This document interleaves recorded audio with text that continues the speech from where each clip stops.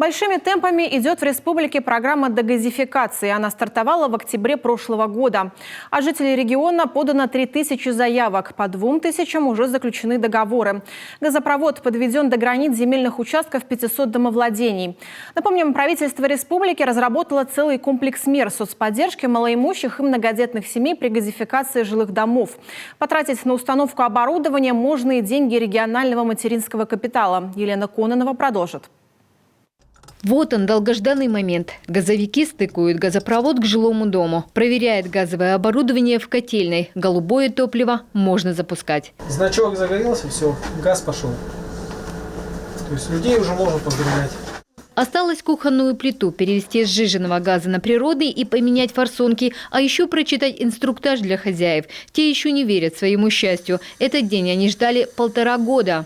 Надо было необходимо подойти к газовую службу, написать заявление на технические условия. И в течение полугода мне провели газ до границ земельного участка. А затем я занимался уже внутренними работами в течение года. Сделал, и наконец-то сегодня мне пустили газ.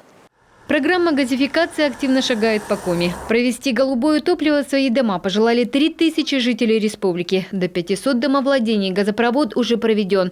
О газификации мечтают и дачники. Сегодня многие молодые семьи строят на садовых участках капитальное жилье со всеми удобствами, с водоснабжением, канализацией и автономным отоплением. У супругов Соколовых и Сыктывкара в садоводческом обществе большой дом. Для многодетной семьи, где 3 малыша, просторное жилище впору. Необходимо только решить вопрос с его отоплением. Сейчас я сижу, скажем так, в декретном отпуске. Это возможно. Но когда мы с мужем вместе работаем, дети в школах, в садах, это, конечно, проблематично. То есть вы приезжаете с работы, дом холодный? Да, дом остывает, дом холодный. В общем, да, это очень неудобно. За зиму Соколовы сжигают 4 машины дров, которые стоят семейному бюджету в 30 000 рублей. По ночам включает электрический тен. Это еще 5000 дополнительно по счетчику. Ирина Соколова уверена, с газом будет куда экономнее.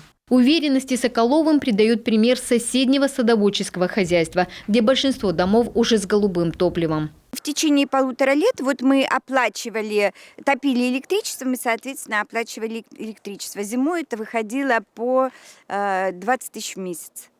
Ну вот это зимой, да, летом, соответственно, поменьше. Ну, с газом, конечно, классно, что тут можно сказать вообще. У нас получается где-то 1500 газ зимой, да, и вот, ну, электричество сколько было? 20 000, да, вот она экономия. Газификация дач, к слову, идет по другим правилам. Бесплатно газопровод протягивает только до границ общества, а до земельных участков уже за счет собственников. Дачники договариваются между собой. В складчину выходит дешевле. Пришлось побегать, ну как, согласно там листочку, там приходишь в Комигаз, тебе выдают перечень документов, что для этого нужно. Ну, согласно им, поэтапно все это, ну, пришлось походить.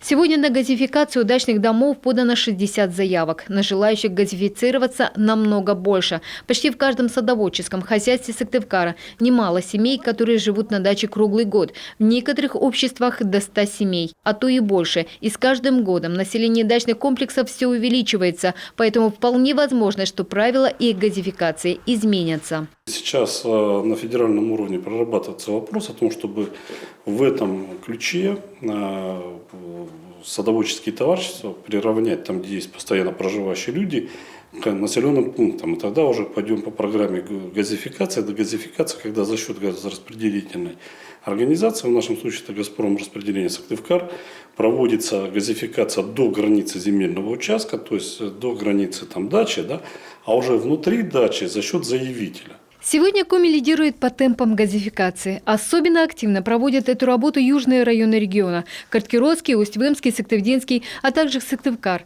При этом растут и объемы выделенных средств на газификацию. В прошлом году было предусмотрено 20 миллиардов рублей. В 4 раза больше, если сравнивать с предыдущими годами. Елена Кононова, Артем Соколов, телеканал Юрган.